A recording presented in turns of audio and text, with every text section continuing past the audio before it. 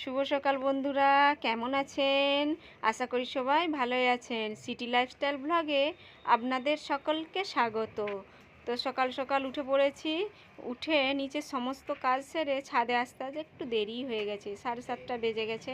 কারণ নিচে প্রচুর কাজ ছিল আর উঠতেও একটু বেলা হয়ে গেছে, তাই একটু দেরিতে আজ ছাদে এসেছি। আর ছাদের গাছগুলো জল দেওয়াও বাকি ছিল। কাল তো তুলসী বিবাহ ছিল, তাই আমার মেয়ে একটা দেখুন রঙ্গোলি করেছে। কেমন হয়েছে আপনারা বলবেন রঙ্গোলিটা।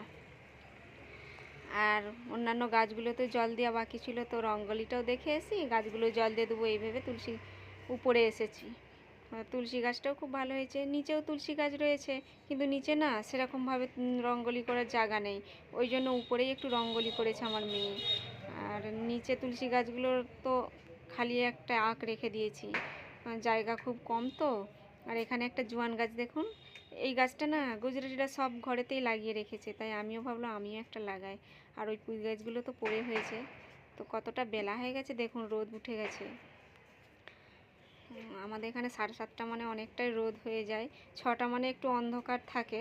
আর নিচে তুলসী গাছগুলো দেখুন, এই যে দুটো তুলসী গাছ রয়েছে, এখানে একটা আঁক রেখে দিয়েছি তুলসী বিবাহের জন্য। সবাই রাখছে, আমিও তাই রেখে দিলাম।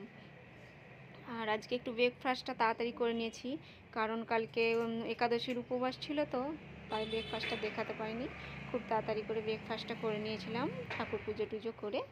এরপর আজকে একটু বেলায় রান্না করছিলাম, কারণ স্কুলের এখন ছুটি রয়েছে, সেই জন্য সবজিগুলোকে আস্তে আস্তে বসে বসে কেটে নিয়েছিলাম। আর এই সিজনে না প্রথম আজ মেথি শাক রান্না করব, তো আপনাদের সাথে একটু শেয়ার করব। আর এই করলাটা ভাজা হবে, পটল আলুর তরকারি হচ্ছে। আজকে একটু সবজি রান্না করব, মাছ টাছ রান্না করব না, কারণ মাছ টাছ তো আমার ছেলেমেয়েরা অতটা খায় না। আর করলে আমরা রাত্রেবেলায় এখন মাছটা বেশি করি বা আলাদাভাবে পরে করে থাকি। প্রথমে মেথি শাকটাকে একটু জল দিয়ে সেদ্ধ করে নেবো। মেথি শাকটা না একটু খুব তেতো ভাব থাকে, সেদ্ধ করে নিলে মেথি শাকের তেতো ভাবটা না চলে যায়, সেই জন্য জল দিয়ে ওটাকে একটু 5 মিনিটের মতো সেদ্ধ করে নেবো। আর এখানে পটল আলুর তরকারিটা হয়ে গেছে, করলা ভাজা হবে, এখানে মেথি শাকটা হচ্ছে।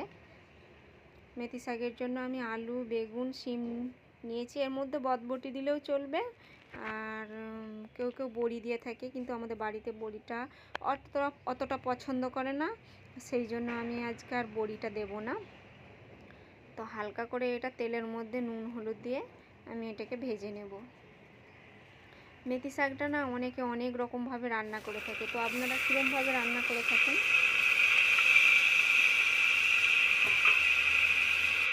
একটু জানাবেন। আর আমি এইভাবে রান্না করছি, যদি ভালো লাগে আপনারা ট্রাই করতে পারেন। আর গুজরাটিরা তো মেথি শাকের সবজি খায় না, এরা সাধারণত পরোটা, পকোড়া এগুলোই খেয়ে থাকে।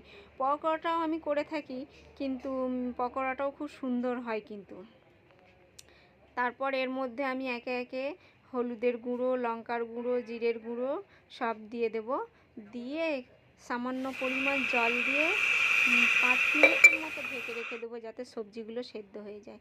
এরপর সবজিগুলো সেদ্ধ হয়ে গেলে ওর মধ্যে 5 ফোড়ন আর 1 চামচের মতো রসুন বাটা আমি দিয়ে দেব, আর কিছুটা টমেটো, কারণ রসুন বাটাটা দিলে না মেথি শাকের টেস্টটা খুব সুন্দর হয়ে থাকে।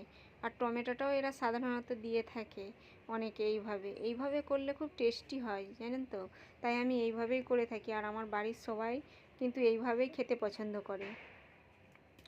তো আমাদের মেথি শাকটা রেডি হয়ে গেছে। আর মাছ টাছ খেতে চায় না ছেলেমেয়েরা, যেদিন না বাড়িতে সবজি ভাত হয় ওরা খুব আনন্দ করে খায়, বলে মামি সবজি ভাতই করবে, কিন্তু আমরা তো বাঙালি বলুন না, মাছ না হলে চলে, তাই ওদের জন্য সবজি ভাত করি। আর যেদিন আমরা মাছ করি ওদের একটা আলাদা সবজি করতে হয়, আর না হলে সবজিটা তুলে নিয়ে মাছের ঝোলে আমরা মাছটা তারপরে দিয়ে থাকি। তো আজকে এইগুলোই আমি রান্না করেছিলাম। আর মেয়েই বলে দিয়েছিল আজকে আর মাছ টাছ করো না, করলে তোমরা রাত্রে খাবে বা পরে করে খাবে, তো সেই জন্য আমি আর করি না। তো বিকালবেলা খাওয়া দাওয়া করে ঘুমিয়ে পড়েছিলাম, আবার ঘুম থেকে উঠে একটু বসেছিলাম, তো ভাবলাম একটু ঘুরে আসি। সে সামনে একটা সাইনাথে মন্দির ছিল, ওইখানে ঘুরতে গিয়েছিলাম। দিওয়ালির জন্য না মন্দিরে এখনও লাইটগুলো রয়েছে, দেখুন কত সুন্দর জায়গাটা। মাঝে মাঝেই আমরা যাই, ওখানে বসে থাকি, খুব সুন্দর জায়গাটা লাগছে, চারিদিকে লাইট, ভালো লাগছে দেখতে। তো ব্লগটা আর বড় করছি না, যদি ভালো লাগে লাইক করবেন, সাবস্ক্রাইব করবেন। সকলে ভালো থাকবেন, সুস্থ থাকবেন, বাই।